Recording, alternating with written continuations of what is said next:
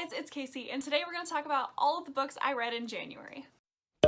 So numbers wise, January was a pretty solid reading month for me. I read 9 books total, and I think 2 of them were 5 stars, 3 of them were 4 stars, 3 of them were 3 stars, and then there was 1 2-star book. So as far as quality of the books goes, it was a little bit more middle of the road than I've been having recently. I've been on kind of a hot streak, but I'm also trying to make sure that I'm more critical when I'm going into this year and handing out 5 stars when I only really mean it. So this also could just be a reflection of that.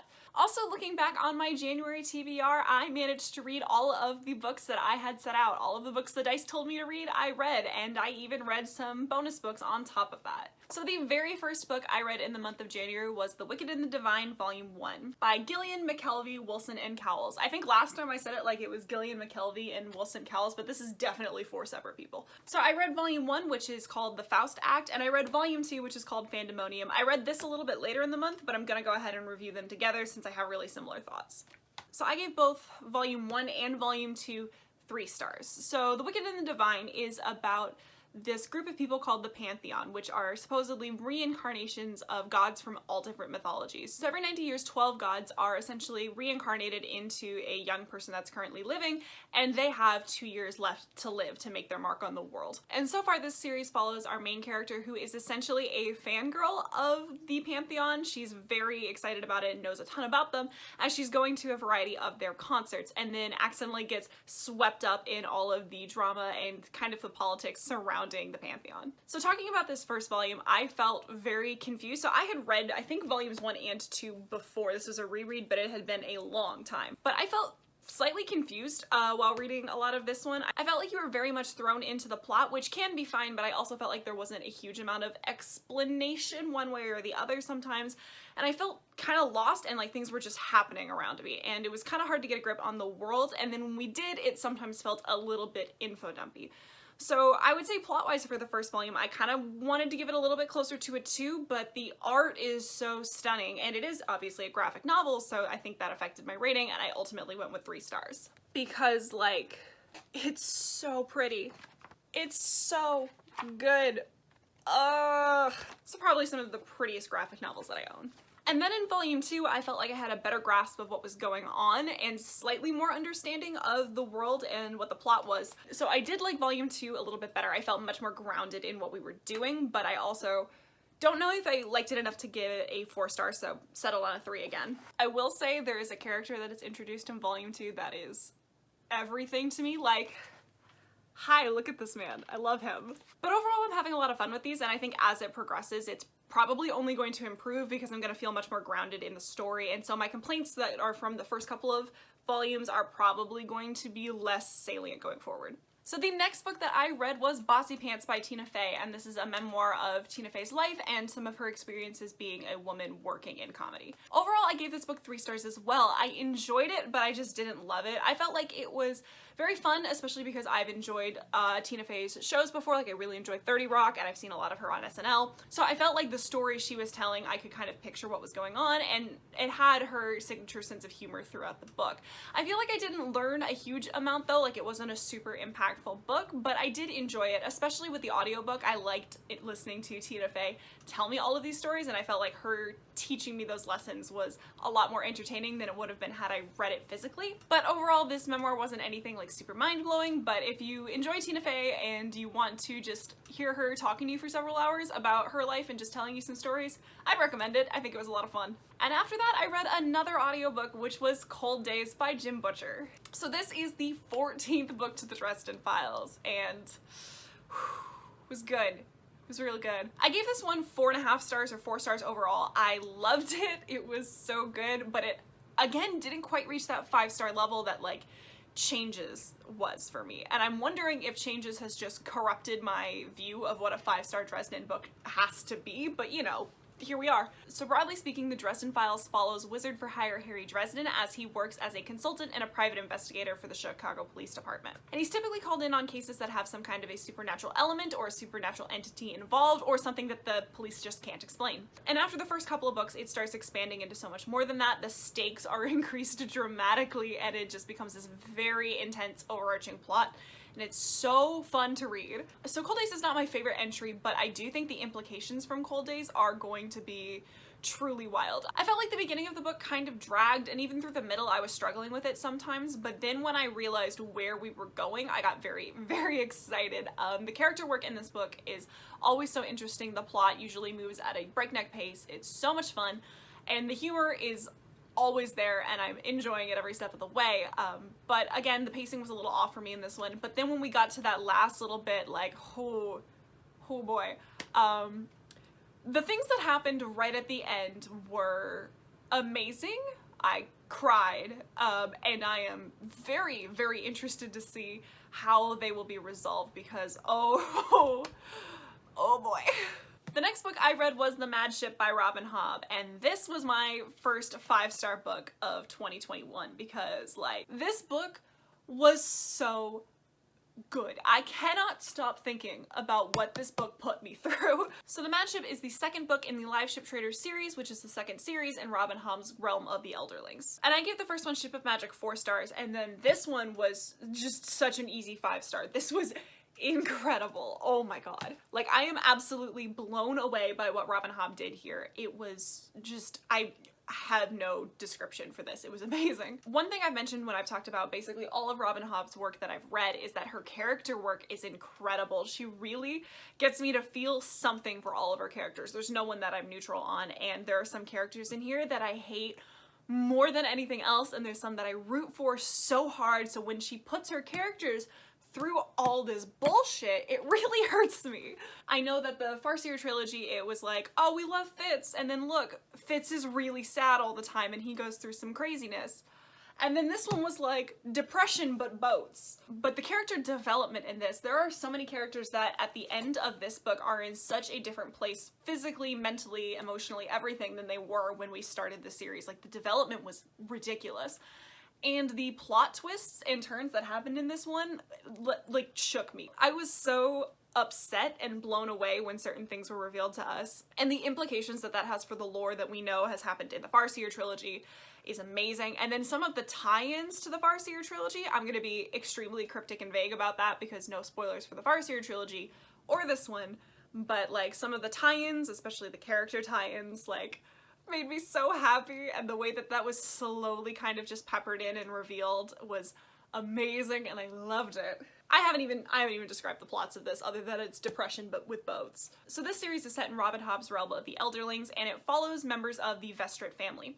So the Vestrit family are the owners of a live ship, which various traders in Bingtown have, and a live ship is a ship that if 3 generations of a family die on board its decks, it becomes alive. It becomes a sentient, speaking, living entity. And so this follows the Vestrit family as the patriarch of the family essentially dies and is the 3rd generation to die on board the ship and awakens the live ship Vivacia. And arguably our main character Althea is all set and ready to inherit the live ship Vivacia when that is not what ends up happening, and the family kind of falls into disarray, and we follow various family members as they are kind of thrown into chaos after the death of the father. And even though this book is an absolute unit, I never felt like it dragged. I had that complaint with the Farseer trilogy a little bit, and I think even parts of Ship of Magic went a little bit slow for me. But this one, it took me a while to get through just because of the sheer fact that it's 906 pages, but it never felt like I was slogging through anything. Like, this one kept it going the whole time, and I have been thinking about it since I put this book down. Like, I want to read Ship of Destiny, like, right away, so badly, but it's also so long and I have so many other things to read. The Live Ship Traders is shaping up to be an absolutely incredible series. Normally the second book in a trilogy kind of dips for me, and this is just skyrocketing up. It's so good. The next book I read I got from the library, so I don't have it with me, is Uprooted by Naomi Novik. This is the book I gave 2.5 stars to. So Uprooted is kind of a Beauty and the Beast retelling. It follows our main character Agnieszka, who lives in this village, who is kind of overseen by this man they call the Dragon. And the Dragon comes down to the village once every 10 years and essentially takes a girl back with him to his castle and then lets them go after 10 years. But not a single girl who's come back has decided to stay in the village. They have all left and gone on to other things. They've all been very restless when they come back. Our story starts right at the end of this 10-year period where they're expecting the dragon to come down and take one of Agnieszka's friends. However, of course, he ends up taking Agnieszka, so we start to find out that she is able to use magic as well, and the dragon starts to eventually train her, and they start to work together to fight against the Wood, which is this kind of ever-encroaching forest of horrible, monstrous entities. And I don't know, this one just really did not do it for me. This is the second Naomi Novik book I've ever read. I read Deadly Education and gave it 3 stars. I read this one obviously and gave it 2.5. It was just okay for me. It really didn't like hit me in any way. I kind of slogged through it. It's not super long, but I really felt like I was struggling to make a lot of progress. I thought that the main character was fine. She was very much like, and I'm messy, I'm clumsy, but I'm not that pretty, why would he pick me kind of a character, and it just really didn't work for me. And then the dragon himself I didn't find to be that compelling or that interesting. None of the characters really jived with me. And while I did like some of the aspects of the wood and the lore and what we ended up finding out about how all of that worked, I thought that was interesting. But the writing style just like also very much didn't click with me. It felt very much like Deadly Education did, where I didn't know anything about the world and then I was info dumped and then we moved on. And I struggled with that throughout the story. Even up until the end, we were getting kind of chunks of info. And while the info was interesting, it just like the way it was conveyed wasn't working for me. And I just couldn't find myself invested in it in any way. And it wasn't bad. Like, I didn't dislike this story. I just didn't care most of the time. And I know when I was finishing up the book, it was like not even that late, like maybe 9:30 at night. And I was sitting on my reading chair, like falling asleep getting through the last chapter, and my roommate was like, well, that's not a good sign. And I was like, oh yeah, you're probably right. Something about Naomi Novik's writing does not connect me to her characters, and that is such an important piece for me usually, that it was really lacking in the story and I just could not get into it. I'm a little hesitant to pick up Naomi Novik books going forward. I really want to read Spinning Silver, especially because I've heard better reviews of Spinning Silver than of Uprooted. So I think I still might pick that one up, but I'm just not sure if Naomi Novik is for me, sadly. And then after that, I read Kings of the Wild by Nicholas Ames, which is usually right here. But I don't have it because I immediately lent it to a friend. This was 5 stars, oh my god. Kings of the Wild. Why am I still holding this like the book's here? It's not. So this is a fantasy book that follows this group of adventurers that have kind of retired and disbanded when one day one of them shows up on another's doorstep and says that his daughter is missing and they need to get the band back together. So this essentially follows this group getting back together and then going on a quest to rescue one of the members' daughters. And it was so much fun. Like, I have not had this much fun reading a book in months. It was so good. I tore through this book so quickly too.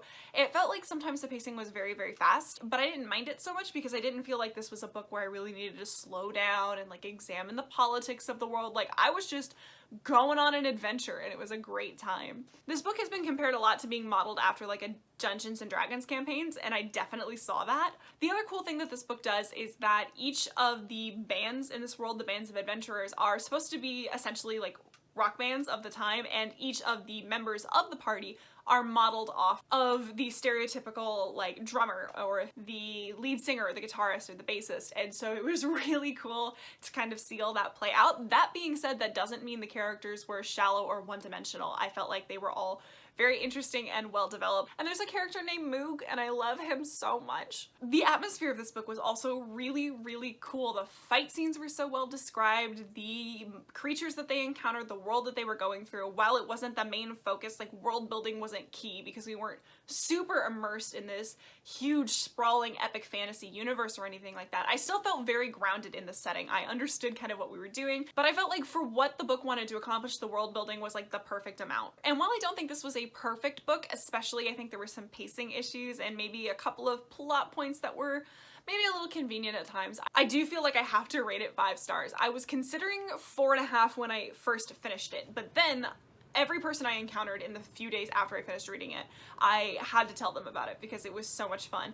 I tabbed out certain scenes in the book because I felt like they just so strongly conveyed the tone and the theme of this book, and I wish I had it with me so I could read some of them to you. Then like the day I finished it, I literally think it was that day or the next day, I lent it to a friend because I was like, you will love this, please read it. And all of those things combined, just thinking about it, I was like, yeah, this has to be a 5-star book. Is it perfect? No, but it's still 5 stars to me. Like, I had such a fun time reading this book. I highly recommend it. There is a sequel, which I do have here, but it could be read as a standalone. Like, I felt like I got a full and complete story, and I believe this one follows a different group of adventurers, so if you want to go in and approach it as a fantasy standalone, you totally could, and it would be a great time. I do recommend it. So that was all for my, like, established TBR. So the next book I got from the library as well, so I also don't have it with me, and that's Artificial Condition by Martha Wells. So this is a novella and the second one in the Murderbot Diaries, and I gave this one 4 stars overall. I think the first book in the series, All Systems Red, I gave 3 stars because I had trouble connecting with some of the characters or really caring, and I thought that that was due to it being just so short in the novella format, but this one corrected me. So this series is about a security unit who calls itself Murderbot that has broken its governor module, so essentially it no longer has all of the restrictions that are placed on it. Like, it doesn't have its factory settings anymore, so it's like fully sentient and can make its own choices. And it believes that on its last job before it hacked its governor module, something went terribly wrong and a lot of the humans ended up dying. So it refers to himself as Murderbot. And the first book really kind of introduces you to Murderbot as Murderbot is working with this group of scientists.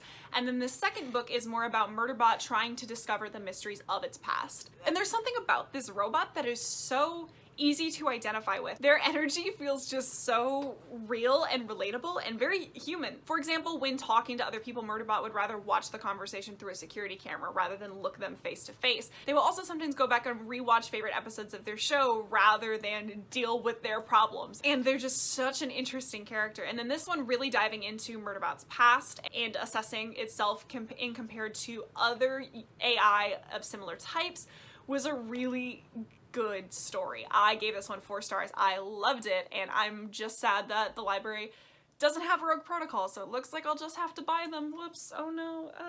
The last book I read in the month of January was If Beale Street Could Talk by James Baldwin, and I gave this one 4 stars. I loved it. So this is a book a friend recommended to me and let me borrow, so I don't have the physical book anymore because I gave it back to her. So this is a classic, and it's pretty short, and it follows this couple essentially who are very much in love, and she has just fallen pregnant and unfortunately he is in prison, and this follows her as she kind of navigates the legal system and trying to get him out of prison for a crime he didn't commit while dealing with the fact that she is now pregnant. And it's told kind of in 2 timelines. Like, we have the present where she's trying to get him out of jail, and there's also flashbacks to when they met when they were kids and then them falling in love, and it's a really good story and it's really sad. The writing style was the big selling point for me. I felt like this was beautifully written, every word served a purpose, and it was just really incredible to read. I absolutely adored it.